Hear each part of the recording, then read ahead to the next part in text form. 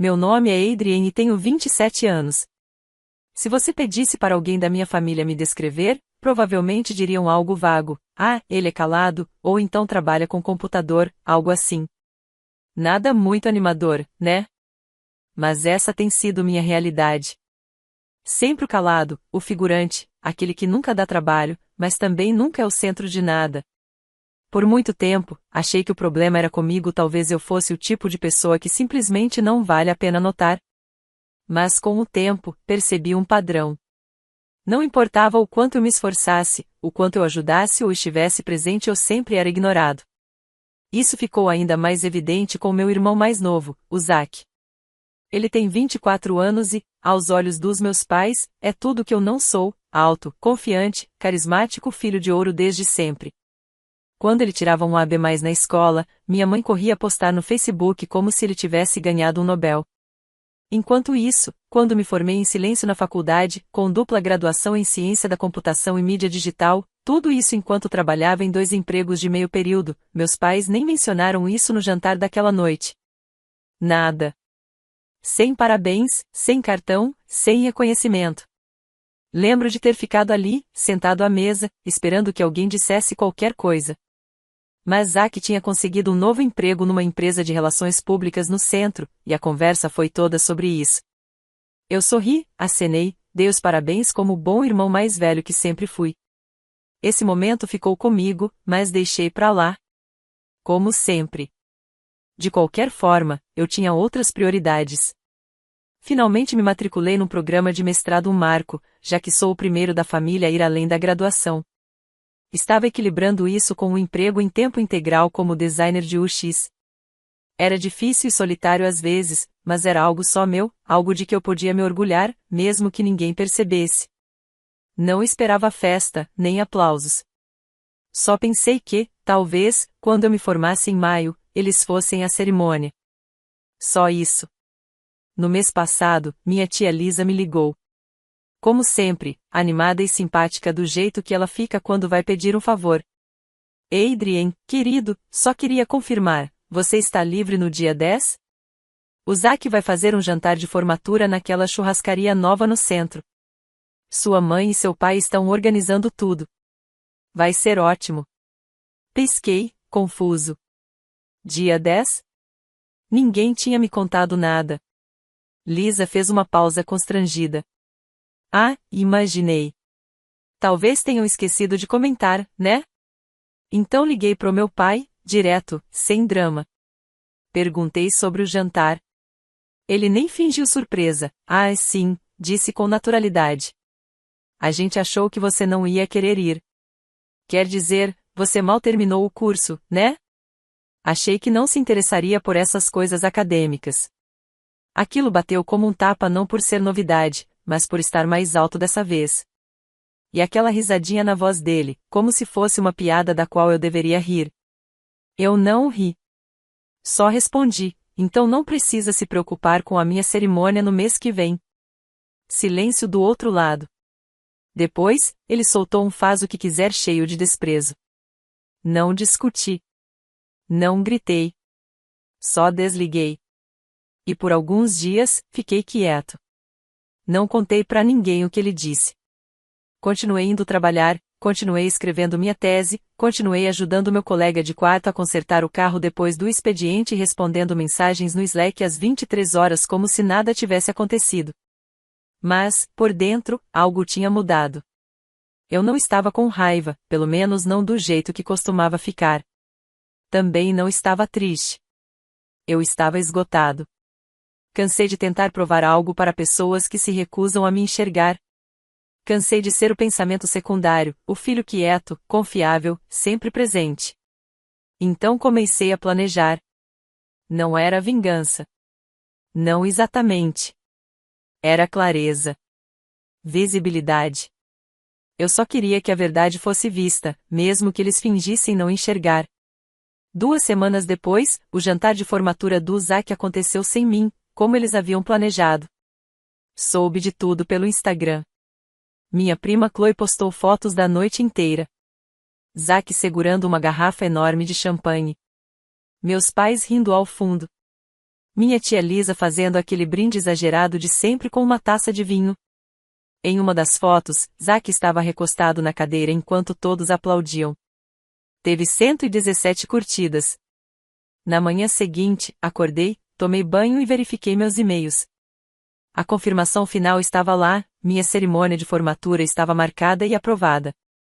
Em exatamente 3 semanas, eu subiria ao palco. Abri o formulário de convidados em anexo, podia chamar até 8 pessoas. Fiquei olhando para ele por um bom tempo. Depois comecei a escrever os nomes que realmente importavam, minha melhor amiga do ensino médio, que ficou ao meu lado durante minha pior fase de depressão. Meu orientador de tese, que leu todas as 80 páginas do meu trabalho e deixou recadinhos com carinhas felizes nas margens. Minha colega de quarto, que cozinhou para mim durante a semana de provas finais. O Sr. Chun, meu vizinho, que sempre perguntava sobre as aulas e escutava de verdade. Deixei os nomes dos meus pais fora da lista. Não contei a eles. Não anunciei nada. Não fiz contagem regressiva no Facebook, nem mandei mensagem no grupo da família. Apenas vivi minha vida. O dia chegou. Estava quente e ensolarado. A cerimônia foi ao ar livre, no gramado da universidade. Havia cadeiras dobráveis brancas e faixas azuis brilhantes com o brasão da escola. Meu nome era um dos últimos da lista. Caminhei pelo palco com a cabeça erguida e os olhos para frente. Não olhei para os lados. Apenas sorri, apertei a mão do reitor e recebi meu diploma. Depois tiramos fotos rindo, suados, apertando os olhos por causa do sol. Chloe tirou uma selfie comigo e postou quase na hora. Mas não foi só a foto. Ela marcou a localização e colocou uma legenda: "Orgulho de você, Adrien. Finalmente recebendo o reconhecimento que merece." Ao fundo da imagem, havia uma faixa. Grande. Azul. Impossível de ignorar. Estava esticada na parede de tijolos atrás do palco e dizia: "Parabéns, Adrien Sim, mestre em ciências em UX e estratégia digital." Meu rosto estava lá. Literalmente. Uma foto minha, ampliada e sorridente, da nossa formatura da graduação, 4 anos atrás. Meu orientador havia enviado como parte de um destaque estudantil, e a universidade transformou em um banner gigante. Todos na cerimônia viram. Todos que estavam na foto viram. E, aparentemente, minha mãe também, porque 3 horas depois, eu tinha 4 chamadas perdidas dela. 2 do meu pai. Uma do Zack. Tudo em sequência. E uma mensagem de voz, apenas minha mãe dizendo: "Adrien, por que você não nos contou?" Antes do áudio ser cortado. Aquilo foi só o começo. Mas foi o suficiente para me fazer soltar um longo suspiro. A primeira coisa que fiz depois de ouvir a mensagem foi colocar o celular de lado no criado mudo e ir até a cozinha. Meu colega de quarto, Sam, estava fazendo panquecas comemorativas. Ele sempre recorria ao café da manhã em momentos marcantes. Dizia que tornava tudo mais real, mais pé no chão. Eu ri, me sentei no balcão e tomei um gole de café enquanto a massa fritava na frigideira. Ele levantou uma sobrancelha. "Tudo certo?" Dei de ombros. Eles descobriram. Ele nem precisou perguntar quem eram eles. Sam já conhecia a história. Já tinha presenciado demais. Minha família não me odiava. Isso teria sido mais fácil, até. Eles simplesmente me ignoravam. Ou pior, me diminuíam com um sorriso, como se estivessem me fazendo um favor ao duvidar de mim. E agora estavam ligando porque o resto do mundo percebeu algo que eles nunca quiseram enxergar. Ao meio-dia, já eram 10 chamadas perdidas. Depois vieram as mensagens de texto, e até o grupo da família que eu não abria há meses começou a piscar como uma árvore de Natal. "Mãe, Adrien, por que você não nos contou sobre hoje? Nós teríamos ido." "Pai, você está sendo dramático. Não sabíamos que era algo tão importante." "Zack, cara, todo mundo está falando daquele banner. Até a tia Priya viu. Você podia ter dito algo." Eu não respondi. Não de imediato. Fiquei apenas olhando as mensagens se acumularem enquanto estava sentado no quintal com Sam e o Sr. Chun, meu vizinho, que apareceu com biscoitos de amêndoa caseiros e acabou ficando para comemorar. Estávamos ali, com pratos de papel nas mãos, nos parabenizando como velhos amigos. O Sr. Chun me contou histórias de quando trabalhou com engenharia elétrica nos anos 80. Sam fez uma piada horrível dizendo que designers de UX eram os heróis não reconhecidos dos surtos na internet. E eu apenas deixei tudo aquilo me preencher. Tranquilo. Foi só mais tarde, por volta das 23h30, que peguei o telefone. Liguei para minha mãe. 1 toque. 2. Ela atendeu. A voz dela estava suave demais. Doce demais.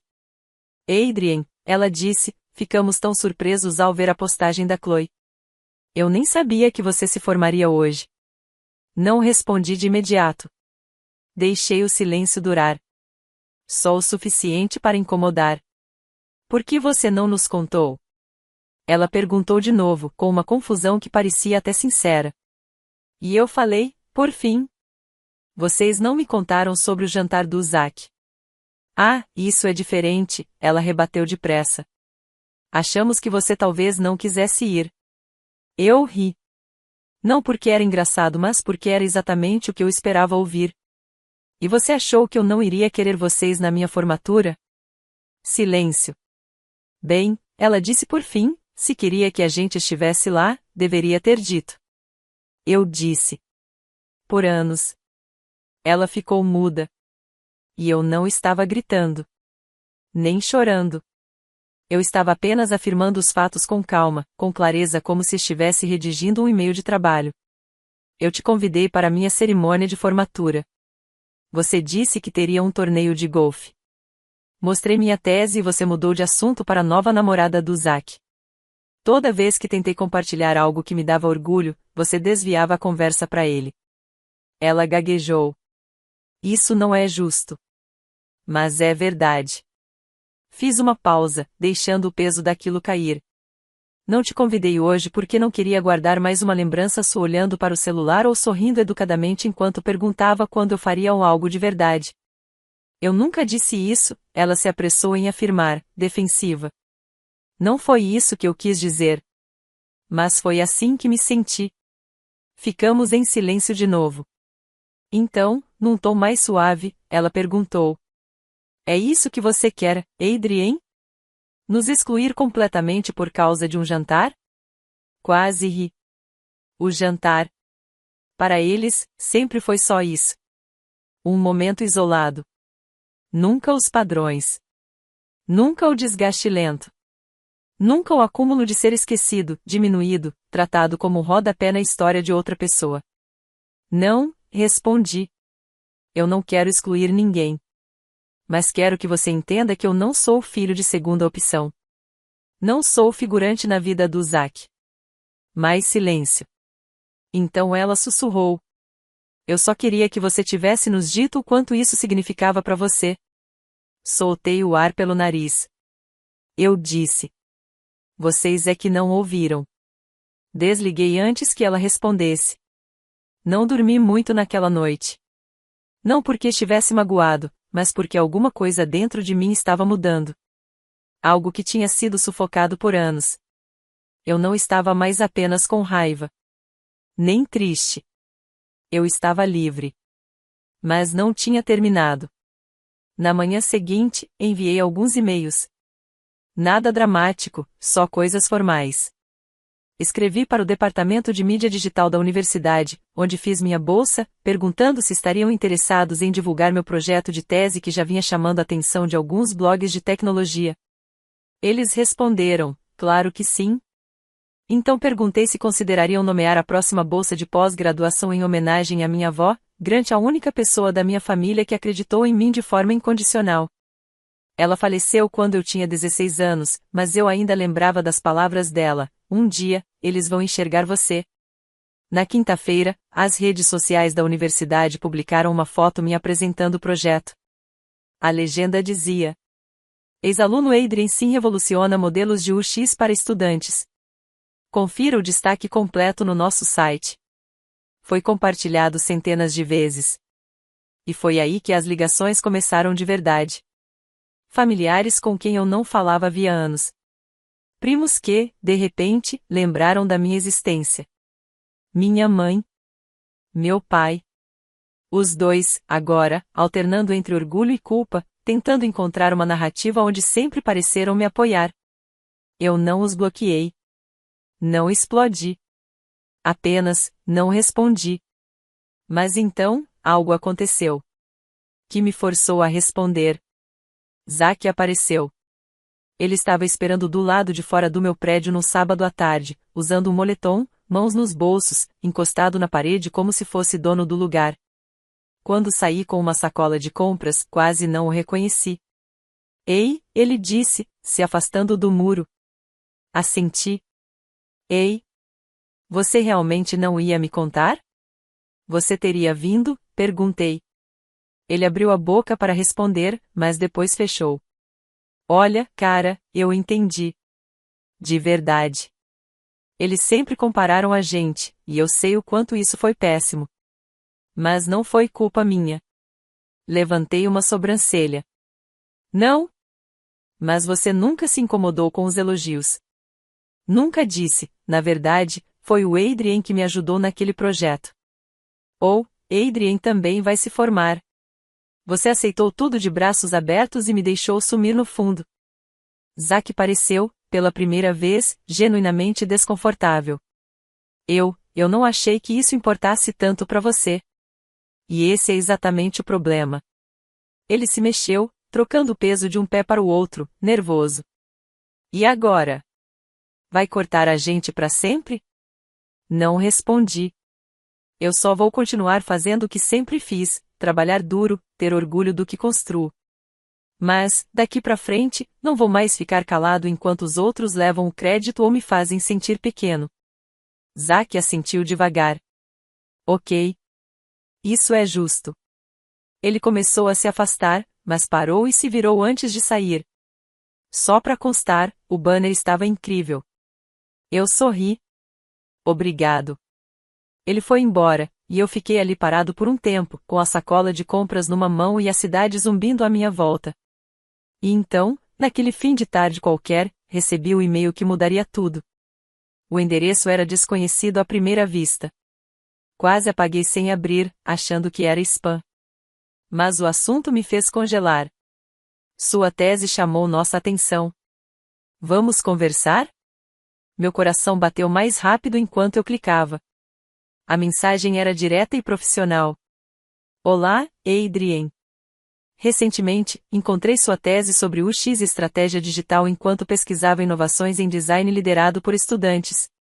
Seu trabalho sobre empatia de interface e frameworks centrados no usuário não foi apenas perspicaz, mas profundamente relevante para um projeto que nossa empresa está desenvolvendo. Estamos montando uma força-tarefa para uma campanha de alto perfil e eu adoraria marcar uma reunião, caso você tenha interesse em discutir uma possível colaboração. O tempo é curto, então, por favor, nos avise até a próxima semana se estiver disponível. Atenciosamente. Camille Ross. Diretora Executiva de Estratégia. Li o e-mail 3 vezes. Depois levantei e andei pelo apartamento por uns 5 minutos, repetindo para mim mesmo, em voz baixa. Isso é real? Não é possível. Camille Ross. Eu tinha lido um artigo dela sobre inovação em UI há apenas 2 meses. Uma das mentes mais brilhantes da área. A empresa dela tinha contratos com a Tesla, com o Smithsonian e de algum jeito, me encontraram. Encaminhei o e-mail para minha orientadora com um simples no assunto. Ela respondeu 10 minutos depois. Sim, é real, vá à reunião. E foi assim que, de repente, a narrativa começou a mudar.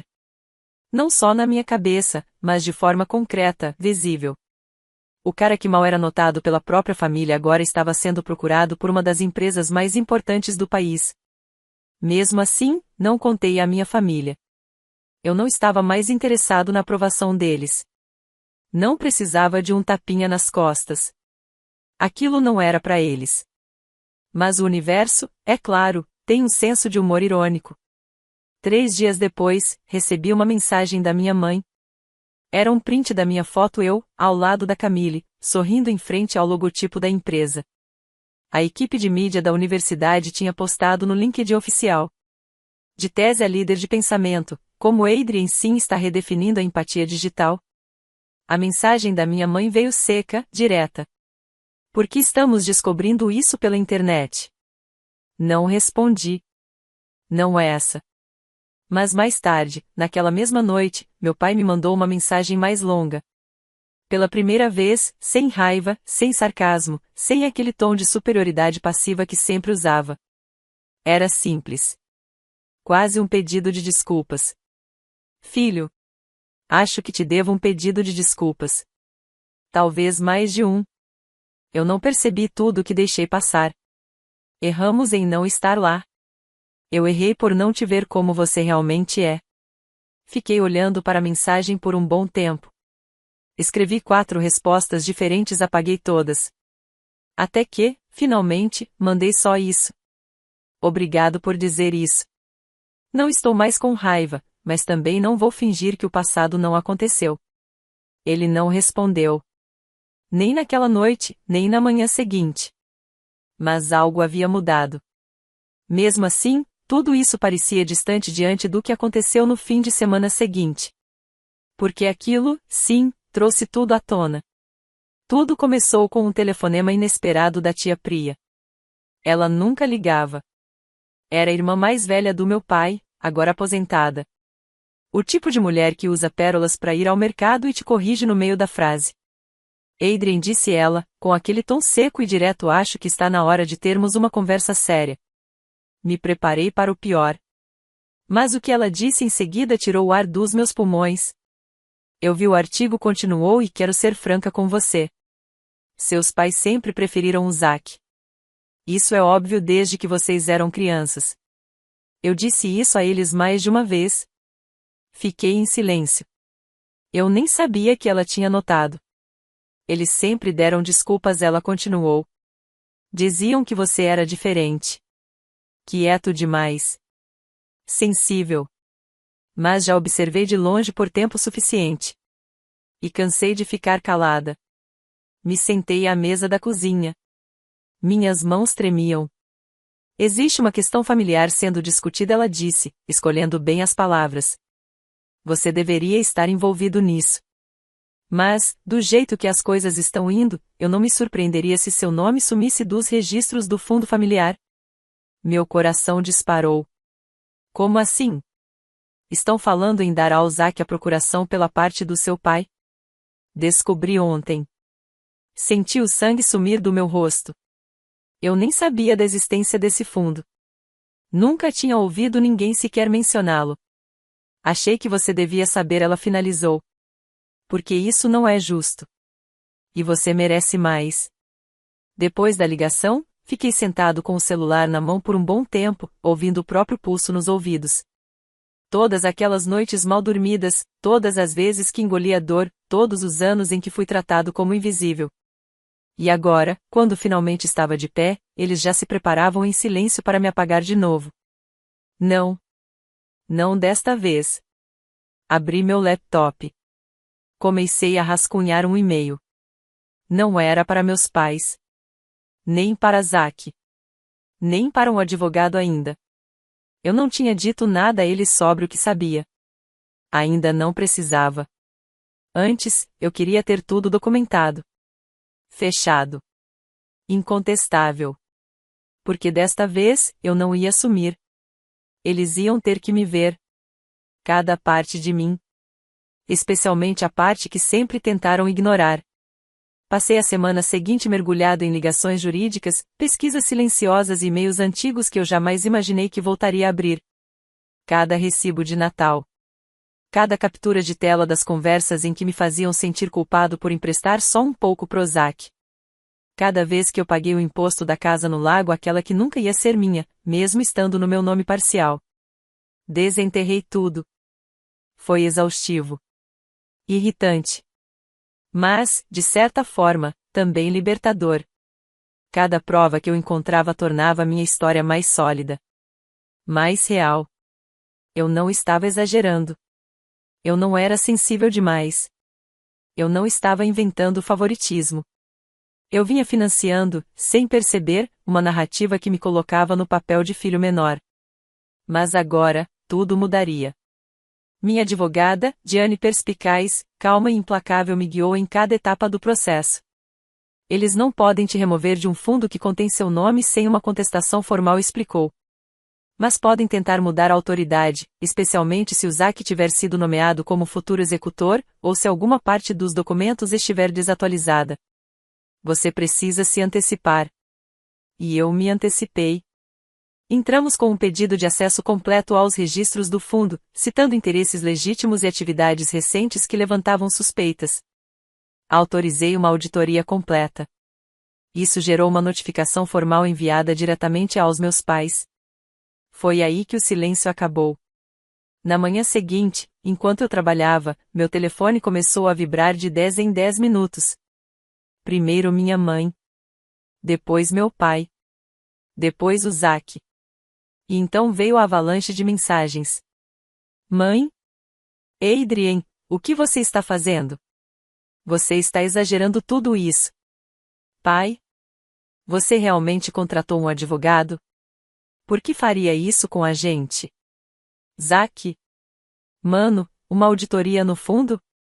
Tá parecendo que a gente cometeu crime. Tecnicamente, eles não cometeram. Mas também estavam longe de serem inocentes. Mais tarde, minha mãe deixou uma mensagem de voz. A voz dela estava frágil, quase embargada. Nunca quisemos te machucar. Mas você tem que entender, as coisas sempre foram mais fáceis com o Zack. Ele precisava mais. Você sempre foi tão independente. E ali estava. A desculpa. A mesma que ouvi a vida toda. Porque eu não gritava, achavam que eu não precisava. Porque eu era independente, concluíram que eu não merecia reconhecimento. Autossuficiência, para eles, era sinônimo de invisibilidade. Aquela mensagem foi a gota d'água. Não respondi. Ainda não. Esperei. Esperei até a equipe de Diane concluir a análise. O que descobrimos foi um emaranhado de documentos e planos imobiliários, feitos às pressas ao longo dos anos, mas com um detalhe claro. Meu avô havia deixado partes iguais de um empreendimento futuro para mim e para Zack. A propriedade ficou inativa por anos. Mais recentemente, meu pai e meu tio começaram a planejar a venda da terra listando Zack como o único herdeiro. Eu tinha provas. Tinha os e-mails. Tinha a documentação. E agora, tinha voz. Entramos com uma contestação formal à tentativa de alteração de título. Enviamos cartas de cessação e desistência ao meu pai e ao meu tio, proibindo qualquer movimentação até que a disputa legal fosse resolvida. E então, tornei tudo público, mas não de forma mesquinha. Não postei no Facebook. Não fiz exposição no Instagram. Não escrevi nenhum texto furioso em fórum de família. Em vez disso, aceitei um convite para dar uma palestra na próxima cúpula de ex-alunos da universidade. O tema? O custo de ser esquecido, identidade pessoal e visibilidade profissional. Não era vingança. Era verdade. Falei abertamente. Não citei nomes. Mas contei minha história.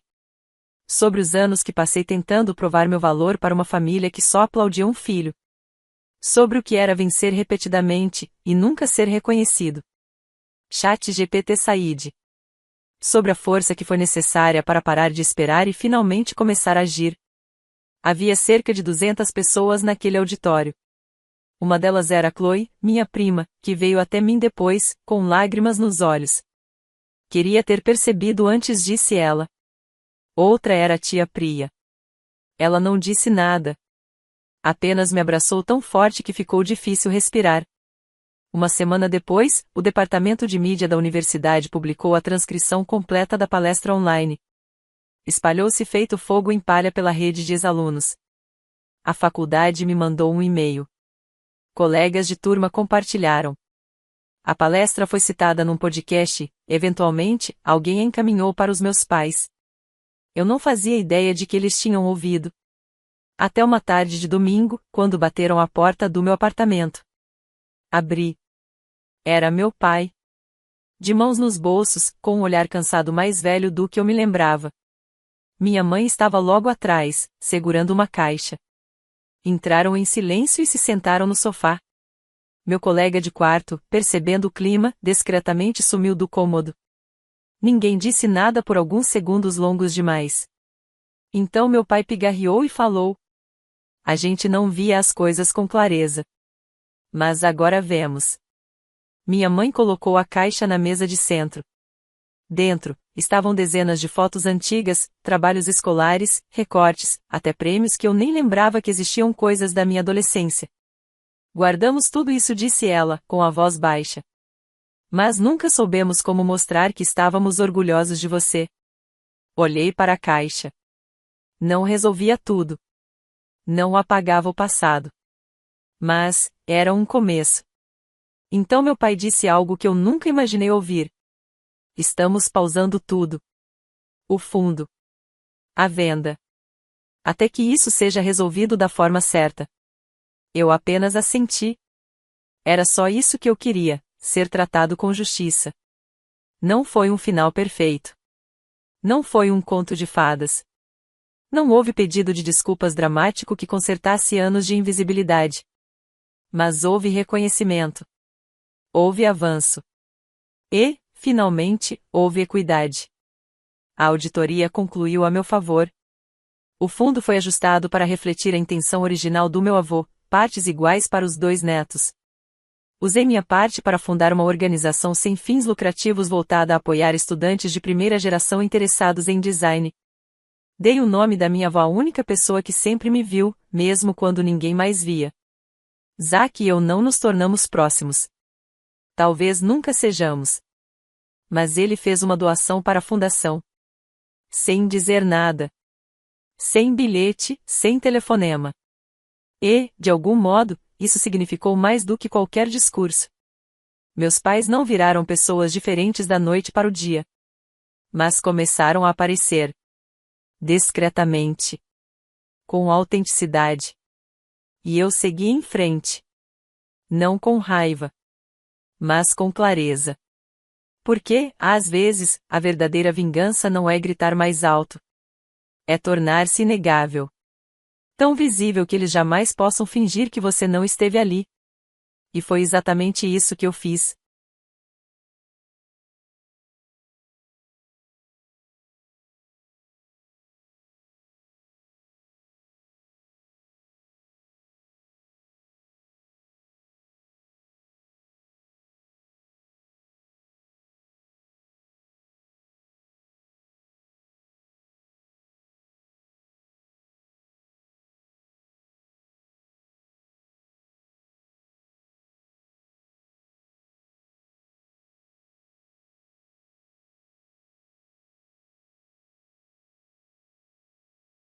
No funeral do meu marido, a mulher com quem ele me traía se levantou no meio da cerimônia, virou-se para a plateia e disse: Ele nunca amou, ela estava falando de mim.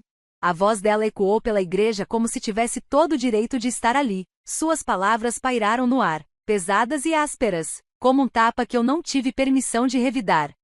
A sala ficou em silêncio. As pessoas se viraram para me olhar, algumas com pena, outras em choque, outras apenas esperando para ver o que eu faria. Mas eu não me mexi, não falei. Fiquei ali sentada, olhando para a mulher que tinha roubado o coração do meu marido, ou, pelo menos, o que restava dele. A mão do meu filho estava na minha. O aperto da minha mãe em volta dos meus ombros se intensificou. Meu corpo inteiro queria explodir, mas eu continuei parada, porque o que eu sabia e ela não era que a história ainda não tinha acabado. Alguns segundos depois, nosso advogado de família, o Sr. Roland Tate, caminhou calmamente até a frente da sala. Ele segurava uma pequena caixa de madeira com as 2 mãos.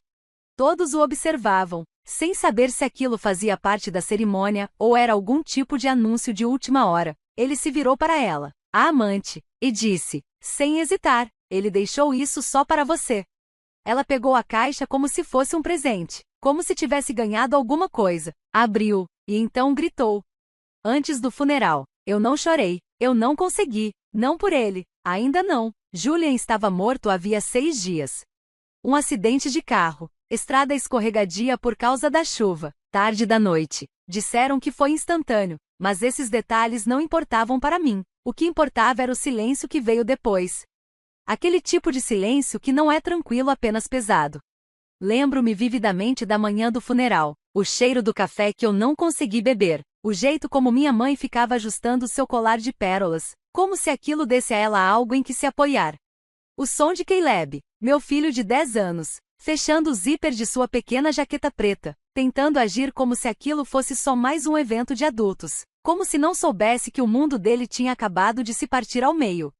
Você está linda, disse minha mãe suavemente enquanto prendia um alfinete de prata no meu casaco, como uma viúva deveria fazer. Eu não respondi, olhei no espelho e mal me reconheci. Cabelo preso para trás, maquiagem escondendo as olheiras, lábios pintados com o mesmo tom que usei no dia do nosso casamento. Parecia uma piada cruel como eu já tinha usado essa cor com esperança no coração e agora a usava como armadura. O caminho até a igreja foi tranquilo. Sentei-me entre minha mãe e Caleb no banco de trás do velho Buick dela. Ele segurou minha mão o tempo todo, mas eu conseguia sentir suas perguntas fervilhando por dentro. Ele não perguntava sobre o acidente desde o dia em que aconteceu. Continuava perguntando se o pai realmente o amava. Essa foi a parte que mais doeu. Quando chegamos, a primeira coisa que notei foi como a igreja estava cheia. Eu não esperava tanta gente. Fiquei me perguntando quantos deles realmente conheciam Julian, o verdadeiro Julian. O homem que eu amei sim, mas também o homem que mentiu para mim, que sorriu enquanto apagava partes de mim pelas costas. A maioria das pessoas chegou trazendo caçarolas e palavras de conforto, mas algumas trouxeram sussurros e olhares de soslaio. Estávamos sentados na frente, ao lado das flores que eu mesma havia escolhido dias antes, mentiras e rosas brancas. Ele odiava rosas brancas, mas eu não me importava. A cerimônia era para ele, sim, mas também era minha, meu momento de dizer adeus, mesmo sem saber exatamente a quem eu me despedia, ao homem que ele foi ou ao homem que eu acreditava que ele era. Enquanto o órgão tocava, meus olhos percorriam a sala. Amigos, familiares, colegas de trabalho e até alguns antigos amigos de Julian da época do colégio, gente que eu não via fazia anos. Mas então eu a vi. No começo, ela estava lá no fundo, parada sob o arco, como se ainda decidisse se devia entrar ou não, esguia, usando um vestido vermelho que brilhava a cada passo que ela dava. Ela se destacava como um alerta em meio ao mar de preto e cinza. Delilah Hart. Não precisei de apresentações. Eu já tinha visto o nome dela antes em recibos, faturas de hotéis, em um colar que ele comprou no Natal em que me deu um suéter. E agora ela estava ali. Inclinei-me na direção da minha mãe e sussurrei. Ela veio. Minha mãe não perguntou quem. Não precisava. Seus lábios se apertaram e ela segurou minha mão com mais força. Delilah começou a caminhar pelo corredor central devagar, com propósito, como se soubesse exatamente qual era o seu lugar naquela história. Seus olhos cruzaram com os meus por uma fração de segundo. Não havia vergonha neles, apenas a certeza de que ela pertencia ali, como se estivesse ali para receber algo. Senti Caleb me observando, confuso, sem entender por que sua mãe de repente ficou tão rígida ao lado dele. Passei a mão em seu cabelo, beijei o topo de sua cabeça e sussurrei. Só escuta as coisas boas que falarem do papai. Ele assentiu, ainda jovem demais para entender as mentiras que os adultos contam em funerais. Quando o pastor começou a falar, olhei para a fotografia de Julian no altar. Foi a que eu escolhi, a que ele parecia mais feliz. Lembro exatamente do momento em que tirei aquela foto. Estávamos em Savannah, em uma viagem de família, pouco depois de Caleb nascer. Julian estava rindo de algo que Caleb fez, ou talvez estivesse fingindo rir. Fiquei olhando para aquela imagem, tentando lembrar como era amá-lo sem desconfiança, tentando sentir algo puro, algo caloroso. Mas tudo o que eu consegui sentir foi a traição escondida por trás da dor. E quando percebi Delilah sentada algumas fileiras atrás de mim, cruzando as pernas, jogando o cabelo para o lado como se esperasse que as luzes se voltassem para ela, entendi uma coisa. Aquele dia não seria sobre encerramento. Seria sobre verdade e dor. E talvez, se eu tivesse sorte, liberdade. O pastor estava no meio de uma frase quando ela se levantou. Delilah Hart, vestida de vermelho, como se estivesse indo para uma celebração. Ela se levantou bem no centro da igreja lotada e se virou para frente com aquela calma que só aparece antes da tempestade. Seus saltos fizeram um único som seco ao tocar o piso de madeira quando ela deu o primeiro passo. As pessoas se viraram em seus assentos. Alguns sussurraram seu nome, talvez a tivessem visto antes, em algum evento de trabalho do Julian ou em público. Outros não faziam ideia de quem ela era, mas sentiam, instintivamente, que algo estava fora do lugar. A tensão era densa, dava até para saborear. O pastor parou por um momento, confuso, e olhou para mim, procurando algum sinal, alguma orientação, como se perguntasse: isso faz parte da cerimônia? Mas eu não disse nada. Delila não esperou por permissão. Ela se virou para os bancos, ergueu o queixo e disse, em alto e bom som, o suficiente para ecoar por todos os cantos do santuário: eu sei que alguns de vocês não me conhecem, mas eu conhecia o Julian melhor do que a maioria aqui jamais conheceu. As pessoas se mexeram desconfortáveis. Minha mãe se inclinou até mim e sussurrou entre os dentes: temos que acabar com isso. Não, eu disse, deixa ela falar. Porque eu queria ouvir, queria saber qual era a versão da história que ela havia contado a si mesma, queria ver até onde ela iria para reescrever a verdade. Delila pousou a mão sobre o peito e continuou: estive na vida dele por 5 anos. 5. E não foi escondido. Ele me contou tudo, como era infeliz, como se sentia preso, como não conseguia ser quem realmente era em casa. Algumas pessoas arregalaram os olhos, outras evitaram me encarar. A voz dela vacilou, como se achasse que era ela quem estava de luto. Ele me disse que só ficou por causa do filho. Ela acrescentou: não por amor. E então olhou diretamente para mim ao dizer isso. Não havia pedido de desculpas em seus olhos, só havia triunfo, como se acreditasse que tinha vencido. Eu não reagi por fora, mas por dentro, eu queimava. Caleb apertou minha mão. Mamãe, por que aquela senhora está falando isso? Ele sussurrou. Apertei a mão dele de volta. Ignore, meu amor. O ambiente mergulhou num silêncio assustador. Ninguém sabia o que fazer. O pastor tentou intervir. Senhora, isso realmente não é o momento. Mas antes que pudesse terminar, uma voz do outro lado da igreja atravessou o ar como uma lâmina. Senhorita Hart, disse Roland Tate, nosso advogado de família, levantando-se enquanto caminhava lentamente pelo corredor. Todos os olhos se voltaram para ele.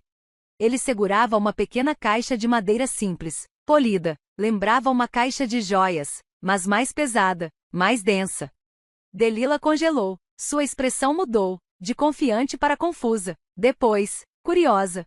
O senhor, Tate parou diante do púlpito, virou-se para ela e disse com serenidade: Julian deixou instruções muito claras no testamento. Ele pediu que isso fosse entregue a você aqui, hoje, publicamente. Delila piscou, surpresa, e deixou os braços caírem ao lado do corpo. Pela primeira vez desde que entrou, pareceu incerta. Mas mesmo assim, pegou a caixa devagar, como quem recebe um prêmio. Observei seus dedos passando lentamente pela borda da tampa. Suas unhas estavam pintadas no mesmo tom de vinho escuro do vestido. Naquele instante, a igreja mergulhou em outro tipo de silêncio. Não era luto. Era expectativa. Um suspense silencioso tomou conta da sala, prendendo a atenção de todos. As pessoas se inclinavam para frente em seus assentos, como se o próximo movimento fosse mudar tudo. Minha mãe permaneceu sentada ao meu lado, rígida como pedra. Caleb ficou imóvel, até o pastor hesitou, observando tudo com um misto de incredulidade e expectativa. Delila me lançou um último olhar altiva, firme e então abriu a caixa. O que ela esperava encontrar, eu nunca saberei. Talvez uma carta, um anel, uma última declaração de amor. Mas o que ela encontrou foi algo totalmente diferente. Os olhos dela pousaram no conteúdo e, imediatamente, seu rosto empalideceu. Sua boca se entreabriu, como se estivesse prestes a dizer algo, mas nada saiu. Então, de repente, ela fechou a tampa com força e soltou um grito que cortou o silêncio da igreja como uma faca. Não era apenas surpresa. Era raiva, mágoa, humilhação. Ela deixou a caixa cair no chão como se tivesse sido queimada e cambaleou de volta pelo corredor, tropeçando nos próprios passos. Suspiros e murmúrios a seguiram. A porta da igreja bateu atrás dela com um estrondo que pareceu estremecer até os vitrais. A caixa ficou ali, no chão, intocada. O senhor, Tate se virou brevemente para mim e assentiu, um gesto pequeno, discreto. Eu não retribuí. Não precisava. Eu já sabia o que havia naquela caixa. Julian havia planejado tudo. Ele me traiu em vida, mas na morte, ele deixou uma última verdade, uma que ela não pôde negar e que eu não precisei pronunciar. Na noite anterior ao funeral, sentei-me à mesa da cozinha com o Sr. Tate, o advogado em quem Julian confiava há anos. A casa estava silenciosa, exceto pelo zumbido da geladeira e o tic-tac do relógio na parede.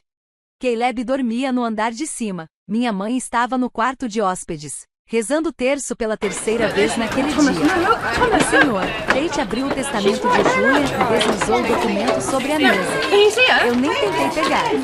Há algo em comum, ele disse. Uma cláusula que Julian acrescentou pouco antes de morrer. Ele deixou uma caixa para uma mulher chamada Delilah Hart. Você sabe quem é? E antes mesmo de perceber, não de humor, mas de incredulidade. Ah, eu sei exatamente quem ela é. Ele me observou com atenção, tentando entender se eu estava bem. Eu não estava, e parei de fingir que estava. Inclinei-me para a frente. O que tem dentro da caixa? O senhor Tate hesitou. Uma fotografia e uma mensagem escrita à mão. Ele selou a mensagem na caixa e pediu que fosse entregue publicamente. Durante o culto, foi extremamente específico quanto a isso. Fiquei olhando para os veios da madeira da mesa, refletindo sobre como aquele homem, meu marido, havia encenado uma última performance, mesmo na morte. Um último ato de controle, uma despedida, à sua maneira. Perguntei, ele queria mesmo que ela visse isso na frente de todo mundo? O senhor Tate assentiu com seriedade. As palavras exatas dele foram: quero que ela ouça a verdade, sem ter como distorcê-la. Uma parte de mim se sentiu mal. Mas outra parte sentiu algo parecido com justiça, ou talvez vingança. Olhei para o senhor Tate. Então faça. Ele pareceu surpreso. Tem certeza? Não, respondi, mas faça mesmo assim. Passei boa parte da minha vida engolindo palavras, preservando a paz pelo bem das aparências, pelo bem do meu filho. Mas a paz construída em cima do silêncio é apenas uma mentira que se arrasta, devagar, até desmoronar. E eu estava cansada de mentir mesmo que fosse Julian a contar a verdade, através das cinzas que deixou para trás. Naquela noite, não consegui dormir, fiquei deitada, encarando o teto, pensando em tudo que sacrifiquei para ser a esposa dele. Me esforcei tanto para ser suficiente, me culpei pela distância entre nós, me perguntei o que havia de errado comigo que o fez buscar consolo nos braços de outra. Mas a verdade nunca esteve em mim. Estava nele, nas escolhas que fez, na forma como usava o charme como moeda e a lealdade como corrente. Pelo luto, tomei minha decisão. Eu não confrontaria Delilah. Não a impediria, nem causaria uma cena. Deixaria que ela falasse, se quisesse. Deixaria que ela ficasse na frente de todos e pintasse a fantasia que precisasse acreditar. Porque eu sabia o que estava por vir. Naquele dia, me vesti com intenção não por ele, mas por mim. Usei o terno preto que ele detestava, aquele que dizia que me fazia parecer dura demais. Calcei os saltos que não usava desde minha entrevista de emprego, 5 anos atrás. Prendi o cabelo com firmeza, como quem se arma. Passei o batom que usava quando ainda acreditava que ele me amava. Queria parecer alguém que já sobreviveu ao pior. E quando Delilah entrou na igreja como se aquele lugar lhe pertencesse, eu não tremi. Quando ela se levantou e declarou que Julian nunca me amou, não reagi. Não por medo, mas por exaustão. Cansei de lutar contra fantasmas com minha própria voz. Deixe que ela fale, pensei. Deixe que ela desfile, sorria e se convença de que tem a vantagem. Deixe que acredite ser o segredo mais bem guardado do coração dele. Porque eu sabia o que havia naquela caixa. A verdade de Julian não era gentil. Não era nobre. Nem redentora. Era cruel em sua honestidade. O bilhete que ele deixou para ela era curto, apenas uma frase, mas foi o suficiente para desfazer tudo o que ela pensava que existia entre eles. O senhor Tate me mostrou. Eu li, uma única vez. E só precisaria ser lido por ela uma vez também. Pelos anos que roubei de vocês dois, eu nunca te amei. Só precisava me sentir desejado quando não merecia. Ele não me deixou carta. Nenhum pedido de desculpas. Nenhuma explicação. Talvez tenha sido seu último insulto. Ou talvez sua forma silenciosa de admitir que me devia mais do que palavras poderiam pagar. De qualquer forma, Eu não precisava mais de nada dele. Dei sinal verde ao Senhor, Tate. Deixe abrir a caixa. Deixe que a verdade falasse, por uma vez, em voz alta. Porque às vezes, o silêncio é uma arma poderosa. E às vezes, ver alguém se expor é mais satisfatório do que qualquer vingança que você poderia planejar. Naquele momento, o ar na igreja pareceu mudar. Não era apenas silêncio, era expectativa. Como se todos soubessem que algo estava prestes a acontecer, mas ninguém soubesse o quê. Sentia os olhares se revezando entre mim, Delilah e a caixa em suas mãos. Caleb estava encostado em mim, quieto. Minha mãe não se moveu um centímetro desde que o advogado avançou. Delilah estava lá, na frente emoldurada por flores brancas e pela fotografia do meu marido, sorrindo para uma vida que ele próprio destruíra. Ela segurava a caixa de madeira com delicadeza, quase com reverência, como se fosse algo sagrado. E eu me perguntei se ela realmente achava que encontraria ali um anel. Ou uma carta dizendo que ele a amou o tempo todo. Talvez ela acreditasse que Julian havia me deixado para trás na morte do mesmo jeito que pensava que ele havia me deixado em vida. Mas Julian nunca foi tão limpo assim. Ele era caótico, e a verdade sempre acabava pesando mais do que as mentiras que contava. Ela destrancou a caixa devagar, como se quisesse saborear o momento, certa de que encontraria ali alguma confirmação do amor que acreditava ter vivido. E então, ela viu. No início, não houve reação. Ela apenas olhou para dentro, seus dedos pairaram sobre o conteúdo, paralisados. O rosto dela continuava inexpressivo. Sem lágrimas, sem sorrisos, sem suspiros, apenas silêncio. Era como se sua mente se recusasse a aceitar o que os olhos já tinham visto. Então, ela cedeu. Sua boca se entreabriu, os olhos se arregalaram. Ela retirou uma única fotografia. Era uma foto espontânea, ela e Julian sorrindo, abraçados, na praia. Eu nunca tinha visto aquela imagem antes, mas soube de imediato, não era de um dos encontros secretos deles. Era algo que ela guardava com orgulho, acreditando que representava mais do que realmente representava. Ela virou a foto. Foi nesse momento que o som veio. Não foi um suspiro, nem um soluço, nem um grito. Foi um som agudo, partido, que atravessou a sala inteira como um estilhaço. O tipo de som que você só faz quando uma mentira, uma daquelas em que você construiu sua vida inteira, se desfaz com um único sopro. Ela deixou a fotografia cair e cambaleou para trás. Seus calcanhares falharam, a caixa escorregou das mãos, caiu no chão e a tampa se abriu. Ela me olhou, os olhos cheios de raiva, confusão e desgosto. Mas eu não me movi. O senhor, Tate, deu um passo à frente, recolheu a fotografia do chão com cuidado, em silêncio. Uma mulher na segunda fileira se levantou, inquieta. O que está acontecendo? Perguntou. Delilah se virou, o rosto vermelho, o peito subindo e descendo em ar ofegante. Ele mentiu para mim. A voz dela saiu tremida, ferida. Disse que me amava, disse que ia deixá-la. Sussurros se espalharam entre os bancos como fogo em palha seca. Alguns balançaram a cabeça, outros se inclinaram para frente, como se a fofoca tivesse mais peso que o luto. Ela segurou o peito, os olhos buscando desesperadamente por alguém, qualquer um que a resgatasse da vergonha que se alastrava pelo corpo como labaredas. Ela não estava apenas de coração partido. Ela havia sido exposta. Toda sua identidade, todo o papel que achava ocupar na vida de Julian, desmontando diante de estranhos. E então, ela fez algo que eu não esperava. Começou a andar em minha direção. Um passo, depois outro, e mais um. Seus olhos estavam presos nos meus selvagens, trêmulos.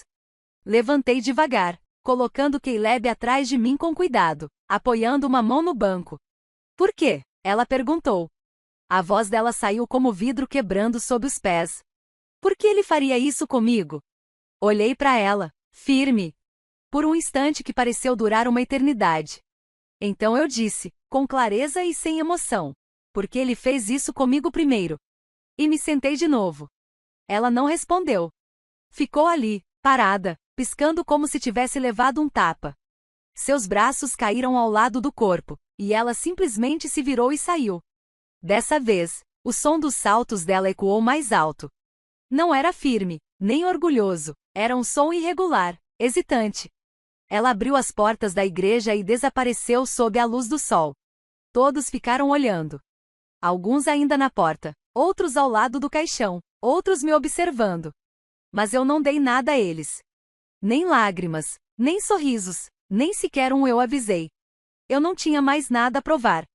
A voz de Julian não foi ouvida naquele dia, mas sua mensagem ressoou mais alto do que qualquer elogio poderia ter feito. Ele deixou para ela apenas a verdade e, ao fazer isso, me deu, finalmente, a única coisa que nunca conseguiu enquanto estava vivo: clareza. Depois do funeral, não fui à recepção. Esperei os convidados irem embora, seus olhares pesados com palavras não ditas. Recebi acenos silenciosos, sorrisos apagados, abraços curtos. Alguns tentaram disfarçar o incômodo com condolências vazias, dizendo como a dor pode fazer as pessoas agirem de forma estranha, como se não tivessem acabado de assistir a uma mulher se desfazendo emocionalmente diante de todos. Deixei que falassem. Acompanhei Caleb até o carro. Ele estava calado, segurando a pequena cruz de madeira que a funerária tinha distribuído. Só quando já estávamos dentro, ele falou: "Mãe, quem era aquela moça?" Eu não menti. Era alguém que seu pai conhecia, alguém que achava que era importante para ele. Ele olhou pela janela por alguns segundos, pensativo. Depois perguntou: "Ela te machucou?" Hesitei. Como se explica traição para uma criança de 10 anos sem fazê-la sentir que veio de algo quebrado? "Ela não me machucou", respondi. "Por fim, ele machucou, mas eu não vou carregar isso para sempre, e você também não precisa." Ele assentiu com a cabeça, como se entendesse mais do que eu esperava. Depois se encostou no meu braço enquanto eu dirigia de volta para casa. Naquela noite, a casa parecia diferente. Não porque estivesse mais silenciosa, Julian já não enchia aquele espaço com risos fazia tempo. Mas, pela primeira vez, o silêncio não era sufocante. Era espaço. Era meu. Entrei no nosso quarto, não no meu quarto, agora. Fiquei parada na porta por um momento, olhando para a cama que costumávamos dividir, o criado mudo que ele nunca organizava, a gaveta onde encontrei os primeiros recibos que iniciaram todo o colapso. Não parecia mais um campo de batalha, só um cômodo.